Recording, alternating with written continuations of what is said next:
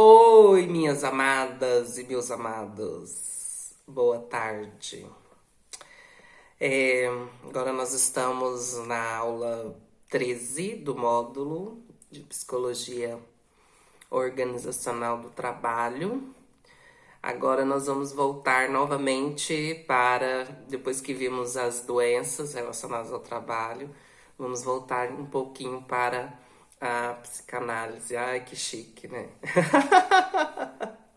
Estamos aprendendo juntos, né? O texto que eu coloquei como material didático para vocês de estudo chama-se A Psicanálise e o Comportamento no Trabalho, né?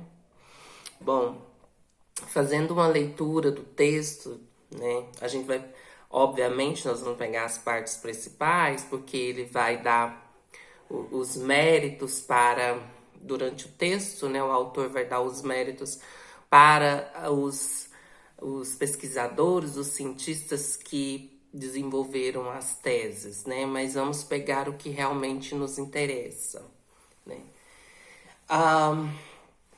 Ele vai relacionar a psicanálise no trabalho no seguinte sentido. Quando há um comportamento reiterado de uma pessoa, né, de um funcionário problema, do empregado problema, né, ele vai dizer que essa motivação é certamente uma motivação do inconsciente. Como nós vimos nas primeiras aulas, essas motivações inconscientes são o que são situações desagradáveis que a pessoa passou e não conseguiu superar, né? Ou se superou, a gente diz que superou como os chamados mecanismos de defesa, reinterpretação daquele problema, né? Porque sabemos que, assim, uma visão própria minha, né? Nascemos como uma folha em branco, né? Então, e a história vai sendo contada e não há como nós retrocedermos para modificar, né? Então, o que a gente pode fazer é colocar um ponto e reiniciar uma nova história, ou fazer uma vírgula e contar histórias mais legais, ou ver o ponto de vista mais aceitável para o nosso inconsciente, né? Então, o que ele vai dizer lá no texto, né? Que essas motivações do inconsciente que traz um comportamento inadequado para o trabalhador, né, dentro da empresa, ele não será resolvido, infelizmente, a empresa dando férias para ele, vai dizer isso, dando férias, né? Ou recompensas, ou quem sabe até de outro lado, aplicar sanções disciplinares, né, severas para o empregado. Isso não vai resolver, porque isso está dentro do inconsciente, né, do empregado, né, da pessoa que está causando problema dentro do ambiente de trabalho, né? Então, perceba que essas motivações do inconsciente, elas precisam ser trabalhadas por um profissional competente, que não será nós, evidentemente não serão, não vão ser a gente que vai resolver isso, mas podemos identificar essas situações. Visivelmente a gente pode identificar e encaminhar o empregado, né, para o setor competente, né, da saúde e medicina do trabalho, né, para poder encaminhar para o INSS caso esse problema seja recorrente e que esteja causando muito problema dentro da empresa, tá? Então, é óbvio, né, que ele vai dizer lá no texto que nem todos os problemas que o funcionário desenvolve que demonstra dentro da empresa são provenientes de reações do inconsciente, motivado pelo inconsciente. Isso quer dizer o quê? Não são motivados por eventos traumáticos. Ele vai dar essa ênfase que quando se trata de uma manifestação do inconsciente em relação a alguns traumas que atrapalham o comportamento da pessoa, observa-se que são comportamentos reiterados, né? Reiterados do empregado. Aí você pode dizer, mas como que a empresa contratou? Certamente, né, quando a gente se conhece e quando vamos nos interagindo, utilizamos máscaras, todos nós utilizamos, a gente nunca revela realmente quem nós somos, né? E com a convivência vamos percebendo qualidades e defeitos, né? E muitos dos defeitos atrapalham a convivência harmoniosa, né? E aí ele vai dizer o quê?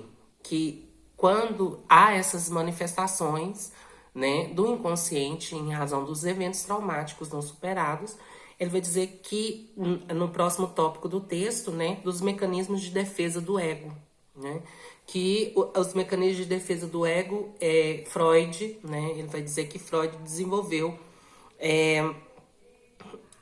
a tese de vários mecanismos de defesa do ego, né? Na tentativa do ego neutralizar a ansiedade da pessoa, né? Da ansiedade da pessoa promovida pelo a manifestação do inconsciente, né? Eu costumo dizer que o inconsciente é o senhor das nossas vidas. O inconsciente, ele conversa por símbolos, ele conversa por imagens, cores. Por isso que muitos dos nossos sonhos nós não entendemos. É o nosso inconsciente manifestando algo para nós. E é um fato interessante que o Freud só foi descobrir a existência desse inconsciente através da hipnose. Porque a hipnose é uma das formas de se ingressar no seu inconsciente, né? Uma forma mais rápida, porque após a sua infância, quando você entra na puberdade, o seu inconsciente fecha. Por isso que as crianças são bem emotivas. Por isso que crianças sempre gostam de coisas coloridas, né? Por isso que criança também não tem malícia. Criança é pura, porque o seu inconsciente, ele tá neutro, ele tá puro, né? Então, na infância, principalmente as pessoas que passam por eventos traumáticos na infância, ele vai carregar isso para a vida toda, porque a porta do inconsciente vai se fechar. Então, vai precisar de uma penetração. Aí você pode dizer, após o fechamento do seu inconsciente, eventos traumáticos, como um acidente, um assassinato, alguma coisa assim muito traumática, ela pode penetrar o seu inconsciente e aí você vai carregar esse trauma também pelo resto da vida, caso você não trate. Óbvio que você vai carregar, mas você pode amenizá-lo através de um tratamento. Então, Freud vai trazer para nós aqui os mecanismos de defesa do ego. Ele vai dizer da repressão. O que seria a repressão? A repressão é o afastamento de algo, o esquecimento. A negação, que é negar a ameaça. Ele vai falar da formação de reação, ou seja, a pessoa que se sente ameaçada, ela vai partir para a agressividade, ainda que a outra pessoa seja um amigo, né? A gente pode perceber que muitos, quando a gente está em convivência, as pessoas, ainda que sejam colegas, amigas, você percebe que determinada situação que mexe com a outra pessoa, a amizade parece que desaparece naquele momento, não é? E tem aqui a projeção, é atribuir os seus impulsos a outra pessoa, ou seja, em outras palavras, acusar o outro do que você é, ou esperar do outro o que você deseja. Acontece muito, né? A gente espera do outro, tem esse problema, né? A recompensa, eu sempre tenho esse problema, espero do outro, né, de volta, a gente não pode esperar. Se você é educado e a pessoa não é, né, tchau. A regressão é a volta a uma situação mais agradável, ou seja, é uma forma também de negação que nós vamos ver, né, em seguida aqui, que o ego tem aqui a forma de uma forma de negação, que foi o segundo item aqui. Então a regressão é a volta a uma situação mais agradável, né? Então você tá com um evento traumático e aí você vai buscar na sua memória eventos que foram felizes, né? Principalmente se você seja com seu parceiro de vida, parceira, ou seja, em relação a um ente querido que você perdeu, você vai buscar na sua memória eventos felizes para superar aquele trauma. A racionalização, que é o próximo item, é a reinterpretação intelectual do comportamento para deixá-lo mais aceitável, né? Então isso é o que a gente chama de ressignificar, né, no caso. Você vai pegar as situações dentro daquela situação que foi nefasta, dentro do pântano, você vai buscar alguma coisa positiva naquilo para justificar a sua burrice em ter feito aquilo, né? Desculpa, gente, a expressão, eu só quero ser divertido como na sala de aula, mas tudo bem. Vemos aqui o deslocamento, que é deslocar um impulso para outro objeto. Já fiz isso mais, já quebrei um celular, inclusive.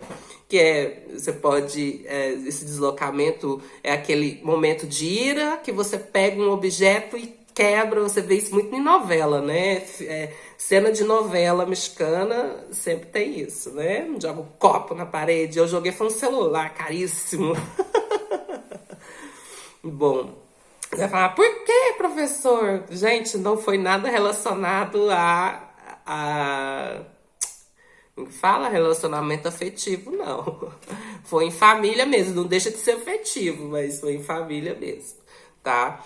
Sublimação, desviar a energia para um objeto mais aceitável, né?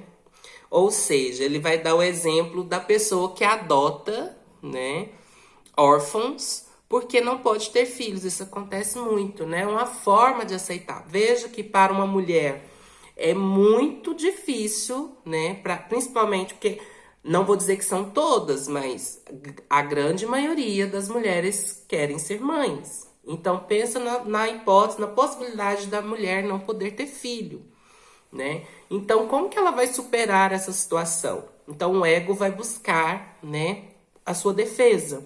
Vamos adotar, né? Então observe que nós utilizamos muito esses mecanismos de defesa. Então, esses mecanismos de defesa você vai poder observar dentro da empresa com determinados empregados, né? Então, veja que faz sentido, não é verdade? Então, é isso que eu queria dizer para vocês, tá bom? Eu espero que vocês tenham gostado e respondam a chamada na plataforma. Fiquem com Deus e a gente se fala lá, viu? Até!